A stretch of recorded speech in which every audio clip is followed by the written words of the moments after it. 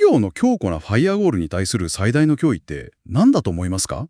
まあ普通に考えたらあれですよね。国家が支援しているハッカー集団とか、あとは最近だと高度な AI を使ったウイルスとか、そういうのを想像しますよね。そうですね。大抵の人はそう答えると思います。ですよね。でも実は IT 部門とマーケティング部門の社内政治かもしれないんです。ははは、そうなんです。意外ですよね。あなたはそう聞いたときどう思いますか？今回のディープダイブでは、まさにその理由を解き明かしていきます。はい、よろしくお願いします。本日のソース資料は、認定ネットワークディフェンダー、通称 CND という、サイバーセキュリティのプロフェッショナル向けトレーニングマニュアルの抜粋です。ええ。私たちが今日挑むミッションは、サイバー攻撃がどのように計画されて、そして実行されるのか、その解剖学を紐解くことなんです。なるほど。専門用語の羅列を暗記するような時間にはしませんので安心してくださいね。攻撃者の思考回路そのものに迫っていきます。サイバーセキュリティの資料って聞くと多くの人がなんか自分には関係ない技術的な話だって身構えてしまうかもしれないですよね。確かに難しそうって思いがちです。でもこのマニュアルを読み解いていくと彼らがいかに私たち人間の心理とか組織の構造をハッキングしているかっていうのがよくわかるんです。まさにそこなんですよ。今回私が資料を読んでいて一番驚いたのが、そのネットワークの脆弱性をリストアップしているセクションなんですけど、はい。脆弱性っていうと普通はソフトウェアのバグとか暗号化の欠陥を誘うするじゃないですか。そうですね。でもこの資料には明確に権力闘争って明記されているんですよ。組織内の権力闘争がどうしてネットワークの脆弱性に直結するんでしょうか？それはですね、非常に現実的な問題なんです。例えば、マーケティング部門が新しいクラウドツールを導入したいとしますよね。はい。でも、IT 部門はセキュリティ要件を満たしていないからって言って却下するわけです。よくある社内の対立ですね。ええ。すると何が起こるかというと、マーケティング部門は IT 部門を通さずに自分たちの予算で勝手にそのツールを契約して業務データをアップロードし始めちゃうんです。うわこれがいわゆるシャドウ IT の誕生ですね。なるほど。部署間の対立とか、あっちのルールには従いたくないっていう人間的な摩擦が、結果として IT 部門の監視が届かないバックドアを生み出してしまうわけですね。その通りです。どれほど高価なセキュリティシステムを導入しても、組織全体で整合性のあるポリシーが適用されていなければ意味がないんですよ。確かにそうですね。そしてもう一つ、この資料で強調されている技術的な脆弱性の代表例が、デフォルトのパスワードと設定の放置なんです。買ってきたルーターとか IoT デバイスのパスワードがアドミンのままになっているっていうあれですよね。まさにそれです。工場出荷時の0000っていうダイヤルロックを家の原件につけっぱなしにしているようなものですね。それは怖いですね。でも、これだけセキュリティが叫ばれている現代で、なぜそんな初歩的なミスが企業のネットワークで放置されているんですか？単に担当者が怠惰だからなんでしょうか？怠惰というよりも、ビジネスのスピードと利便性が優先されるからなんですよ。スピードですか？はい。企業が数百台の新しい IoT デバイスとかサーバーを急いで稼働させなければならないとき、管理者はとりあえずシステムを動かすことを最優先します。とにかく早く使えるようにしろって言われますからね。そうなんです。その結果、パスワードの変更は後回しになって、そのまま忘れ去られてしまうんです。攻撃者はそうした人間の優先順位の歪みを正確についてくるんですよ。なるほど。セキュリティの亀裂はコードの中じゃなくて人間の行動とか組織の摩擦の中にあるってことですね。これは面白い視点です。ええ。さて、そうした亀裂、つまり脆弱性がシステムに存在することは分かりました。でも、亀裂があるだけでは直ちに事件にはなりませんよね。はい、その通りです。資料を読み進めると、それがいつリスクとして顕在化して攻撃へと発展するのかを説明する方程式が登場します。まずは、リスクは資産×脅威×脆弱性という数式です。セキュリティの専門家は、状況を客観的に評価して、どこに予算を投じるべきかを決めるためにこの数式を使うんです。資産と脅威と脆弱性の3つですね。はい。資産は守るべきデータやシステム。脅威はハッカーや自然災害。そして脆弱性はシステムの弱点です。ちょっと待ってください。この方程式、足し算じゃなくて掛け算ですよね。そうですね。掛け算です。数学的に考えれば、もし私たちが脆弱性を完全にゼロにできたら、他の変数がどれだけ大きくても全体のリスクはゼロになるはずですよね。理論上はそうです。じゃあ企業はなぜ脆弱性をゼロにすることを目指さないんでしょうか？そこ、鋭い指摘ですね。理論上はリスクゼロになりますが、 IT の世界において脆弱性が完全にゼロのシステムって何だと思いますか？何でしょそれは電源が抜かれていて、ネットワークから完全に切り離されてコンクリートの部屋に閉じ込められたコンピューターのことなんです。う。なるほど。それだとビジネスっていうシステムそのものが死んじゃいますね。そうなんですよ。企業は利便性や外部との連携を維持するために、必ずどこかにドアや窓を設けなければならないんです。確かに。そしてもう一つ、攻撃者側の視点に立った方程式も重要です。攻撃は動機プラス方法、つまり TTP プラス脆弱性という方程式ですね。ハッカーは愉快犯じゃなくて非常に合理的な計算に基づいて動いているってことですか？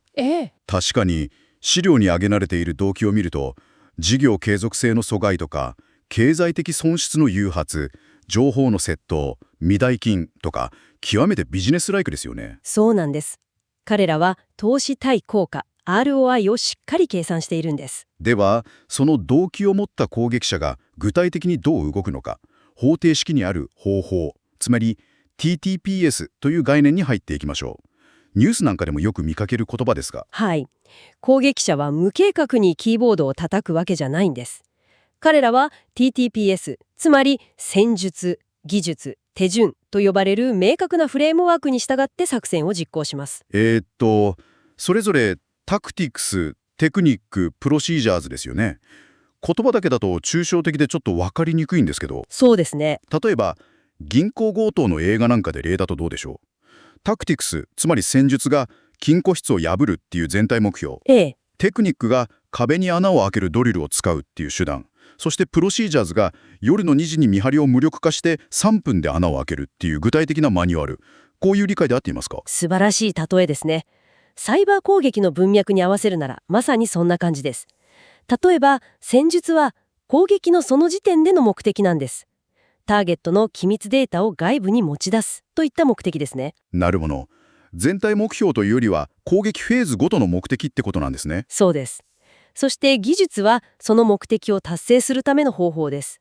例えば従業員に偽のメールを送って騙すという手段を選びます。スピアフィッシングってやつですね。はい。で、最後の手順は、それを実際にどう実行するかという極めて具体的な手順書。手順書。金融民午後3時に CEO の名前を黙った請求書の PDF を添付して、特定のマルウェアを仕込んだメールを財務部門に一斉送信する。これが手順です。かなり解像度が上がりました。でも、なぜ防御側はこの TTPS をわざわざ理解する必要があるんですか？ただ強力な暗中に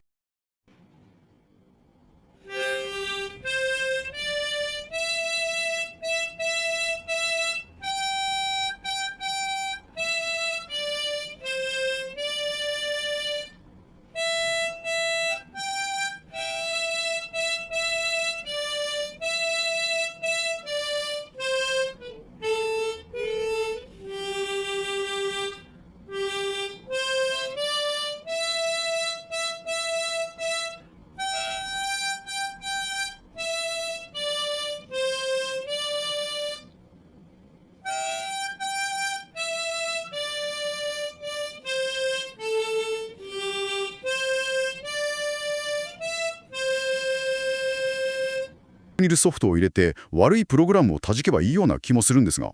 それがこれまでの対症療法的なセキュリティの限界だったんですよ。限界。はい。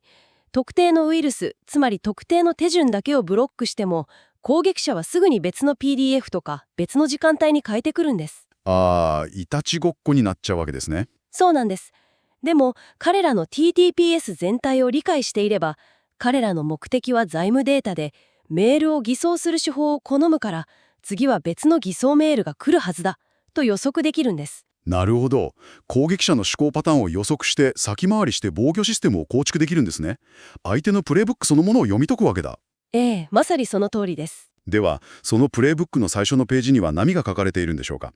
いよいよ攻撃の初期フェーズ、息を潜めて観察する段階です。はい。資料では偵察攻撃とスニッフィングが挙げられていますね。攻撃者はいきなりドアを蹴はたいたりはしません。まずはターゲットのネットワーク環境を徹底的にマッピングするんです。これにはポートスキャンとかピングスイープといった技術が使われます。そのピングスイープって具体的にどういうメカニズムなんですか？簡単に言えば、ネットワーク上のすべての可能な IP アドレスに対して、一斉に、あなたはそこにいますかっていう短い信号を送る技術なんです。例えるなら、泥棒がホテルの廊下を歩きながら、片っ端から全ての部屋のドアをノックして回るようなものですか？まさにそれです。はい、何ですかって返事が来た部屋には誰かいるし、無言なら空き部屋だとわかる、みたいな。その通りです。そうやって、ネットワーク上のどこにサーバーがあって、どこにルーターがあるのか、全体の地図を描き出すんです。そして同時に稼働しているサービスとか、開いているポートも特定していきます。うわー、嫌ですね。そして私がこの偵察フェーズで最もゾッとしたのが、技術的なスキャンと並んで、ソーシャルエンジニアリングがリストアップされている点なんです。ああ、そこですね。つまり彼らは、コンピューターのポートが開いているかノックするだけじゃなくて、システムを使っている人間もスキャンしているんですよね。ええ、ビジネス SNS なんかは攻撃者にとって情報の宝物なんですよ。リンクドインとかですね。はい。例えば、来月から新しいシステム管理者が入社しますみたいな投稿を見つけたら、彼らはその新入社員をターゲットにします。新入社員をですか？どうして？まだ社内ルールに不慣れて騙しやすい脆弱な濃度だからです。人間の隙をつくわけですね。さらに資料には、ネットワークのスニッフィング攻撃も記載されています。スニッフィングは、ネットワーク上を流れるデータパケットを静かに傍受するプロセスです。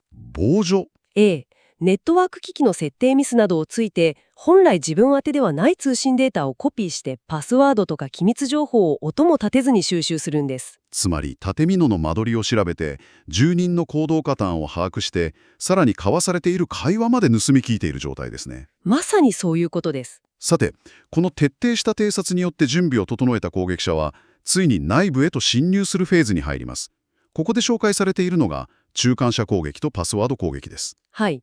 まずは中間者攻撃ですが、これって私が友人に手紙を出したつもりが、途中で誰かに盗まれてしまうようなイメージですか？